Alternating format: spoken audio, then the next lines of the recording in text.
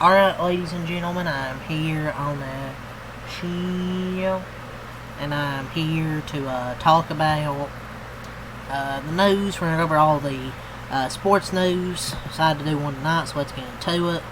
So we're going to start with wrestling here. So TKO president, Mark Shapiro, he states that they are focused on further increasing ticket prices for WWE events. Oh yes, like they aren't already expensive as fuck.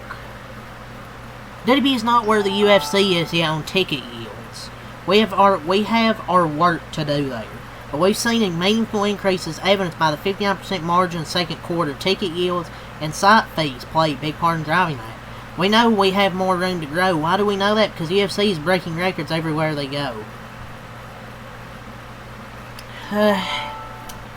TKO's just greedy as fuck. We've known that for quite a bit now.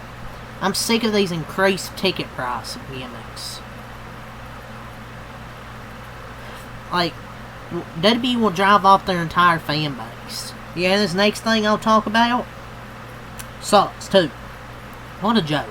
Why do they keep talking about increasing ticket prices like that's a good thing? They're just out of touch. Real WWE fans actually have jobs to work and shit aren't going to be able to pay all this fucking money. Stop trying to be like the UFC. You're already successful enough. The translation here is we don't give a flying fuck about real wrestling fans. And we'll just let the celebrities come to the shows. It's PW Insider. The chairman of Saudi Arabia's General Entertainment Authority, Turkey Al-Sheikh, has announced that WrestleMania is headed to Saudi Arabia in 2027. Before London or France. I'm so sure, man. They basically said, fuck you, to the London and France fans. I speak for everyone when I say we, yes, we do not want this. In Saudi, they knew the deal was up in 2028, so they just had to give us one last fuck you. Man, a WrestleMania in Saudi. What the hell has happened to wrestling, ladies and gentlemen? And PW Insider confirms the story of WrestleMania 43 headed to Saudi Arabia in 2027. It's legit. Press release was issued in Arabic that WrestleMania 43 will head to Saudi Arabia. The press release was taken shortly after it went out, and it was apparently sent out accidentally before it was scheduled to be issued. However, the story is 100% legitimate. An announcement is coming very soon, bringing WrestleMania to an international location outside of North America for the first time ever. Such a money-hungry company. This shit is gonna suck. We get Mania in the same place 2 years in a row in Vegas. And now they're gonna have one in Saudi. Can they do something creative? I mean, fuck. 2 back-to-back Manias in Vegas. And then you're gonna go to fucking Saudi Arabia.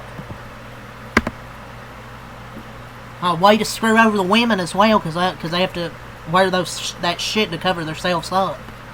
This company is just money hungry and they don't give a fuck about the fans. So an official announcement for WrestleMania 43 taking place in Saudi Arabia is expected to be made very soon by WWE via PW Insider. Saudi getting WrestleMania before the UK is going to be one of the dumbest things ever. I'm being real, man. So stupid.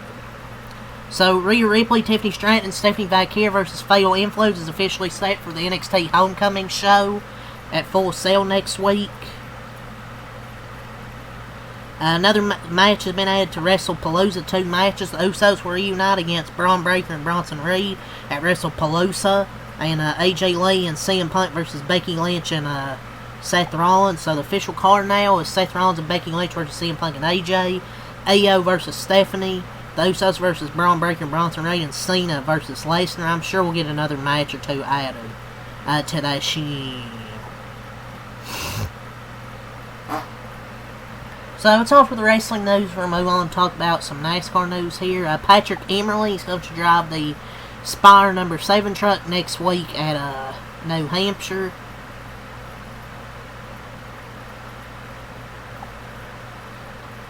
Man, a contender right there. So, as mentioned on the Hauler Talk podcast, does anybody watch that podcast? Probably NASCAR Shields, but anyways. NASCAR did include a reminder of the rule that vehicles must not be altered or adjusted in any manner during the cool-down lap. In its note to teams this week, no elaboration beyond a rule reminder header.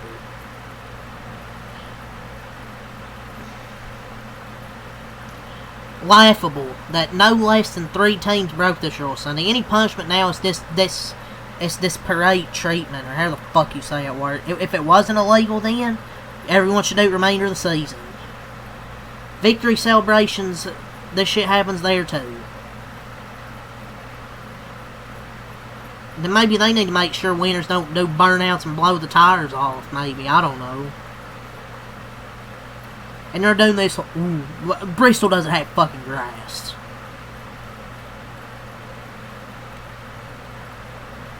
The payouts for Bristol: Cup $10 million, Xfinity $1.6 million, and Truck $780,000.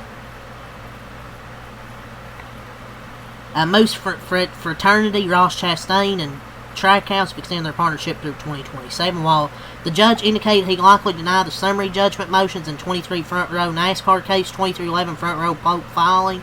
Today on proposal page limits indicates it will ask for summary judgment throughout NASCAR's counterclaim that teams illegally conclude to obtain better charter terms.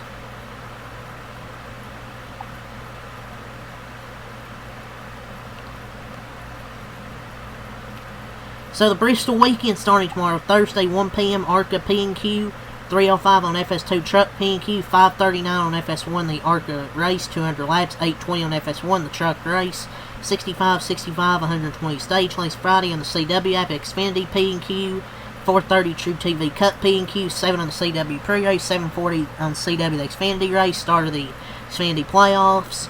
85, 130 the stage lane. Saturday, 7 on USA pre-race, 7:35 USA the Cup race.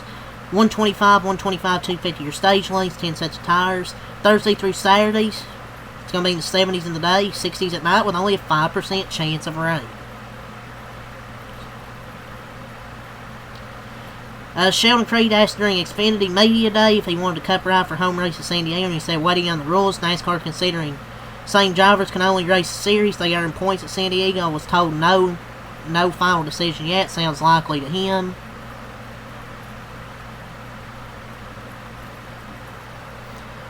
Driving the pace car prior to the start of the New Hampshire race on September 21st, Ricky Craven. Oh yes, Ricky Craven, man. Hendrick is swapping most of the number 77 pit crew over to the 48 pit crew for Bristol.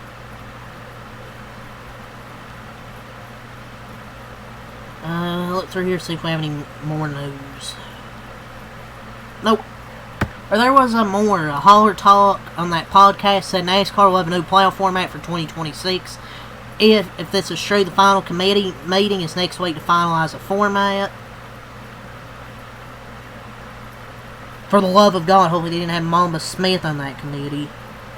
But Jeff Gluck said he's on the playoff committee and didn't know so definitive, so I listened to the episode and it's not. There's a meeting next week, but this post makes it sound like it's already decided, and that's not what Mike Ford said on the show. I don't know, I just hope they have a good format. And NASCAR also said on Hauler Talk, NASCAR is looking at adjusting super speedway stage lanes, even potentially adding a 4th stage to combat excessive fuel saving by the teams. Or how about just stop throwing stage cautions and stop having 20 laps under caution? And Mike Ford says on the episode, it's been floated before, but doesn't make it sound like they're going to do this, or about to do this, which will be stupid, by the way. Stupid? It's disappointing. Yeah, just run through the yellow. Stop throwing the fucking caution. Just run through it. You can have your stage you can have your stages if you want, but stop throwing the fucking goddamn caution. It's annoying. How about we fix the car instead of adding a 4th stage? Maybe you have to fix the car. Stop throwing stupid cautions. Braycard said on Twitter, will not be shocked to see Haley Deegan back in the NASCAR Craftsman Truck Series. Where? Maybe with Ram. It's the only way I could assume. be a break hard on Twitter, so that wouldn't be surprising. I mean, I guess. So let's do some NFL news here. So per report, Cowboys cornerback Deron Bland suffered a foot injury in practice this week that could cause him to miss multiple games per Todd Archer. This guy can never stay healthy. What, they just paid this guy $92 million and he can't stay healthy? Per report, 49ers QB Brock Purdy could be out multiple weeks with his toe and shoulder injury per head coach Kyle Shanahan. He's a long shot to play this week against the Saints, which could put Mac Jones in line as a starter until he returns. Oh God, Spencer Rattler versus Mac Jones. 2 words, must-see TV. If you get that reference, you're an OG.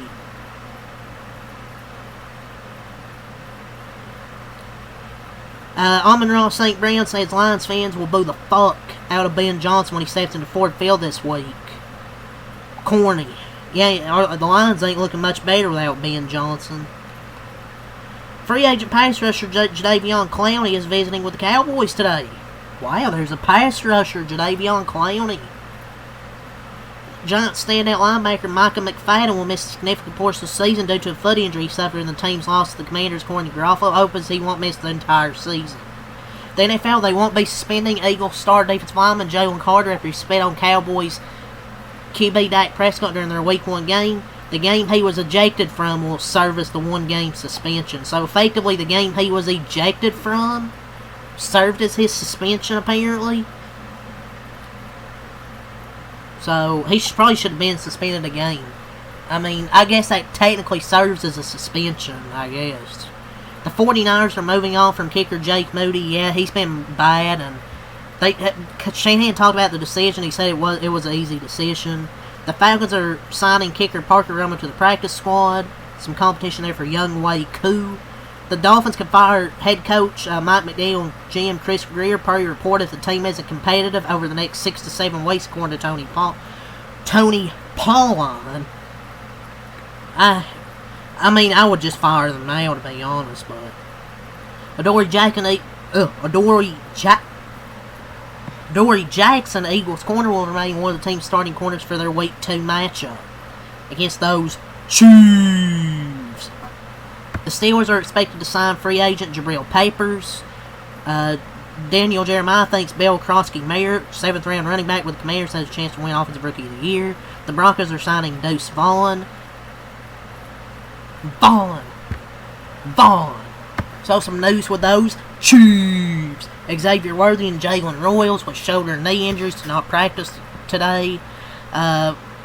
Travis Hunter will get more snaps on defense Sunday in Cincinnati as the Bengals, per their head coach. Judkins did not practice with the team today and not at the facility. He's expected to be with the team Thursday. He is meeting with the NFL today as part of its investigation. Christian Walton gets a one-year, $13 million contract, even in the midst of rehabbing his ACL. Jets are releasing Xavier Gibson, who had a key fumble and that loss to the Steelers. The 49ers are working out Eddie Pinheiro, and they're signing him on a one-year deal. Juwan Jennings for the 49ers avoided a significant injury, and he'll be and has a chance to play at New Orleans on Sunday. And Jalen Carter was fined $57,000, and he'll play Sunday versus those Chiefs. And George Kittle is on the injured reserve. He'll miss at least the next 4 games.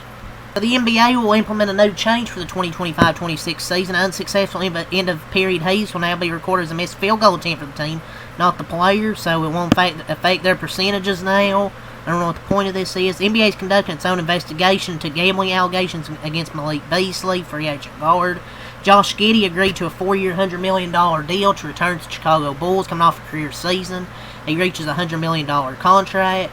I know it's fun. I know it's easy to make the Josh Giddey jokes, but he's been good for the Chicago Bulls, man. Worthy 4-year, $100 million extension coming off a career season. Miami Heat reportedly want to sign Kevin Durant at 2026 free agency. Yeah, man. The Miami Heat, the Hornets will no longer host sports betting night against Miami Heat on March 17th. Not Centennial? Adam Silver says fans who can't afford streaming services to watch NBA games can still watch free highlights called the NBA Highlight Sport. This guy doesn't get it. Mark Cuban revealed that he was supposed to continue running the Mavericks after selling the team, but something happened internally. Cam Reddish is leaving the NBA to sign in Lithuania. Jonathan Kuminga is anticipated to accept the Warriors' qualifying offer. And Draymond says SGA is his favorite player to watch. Sure, man. That's all to say here. Leave a like, subscribe for more, and I'm out. Peace.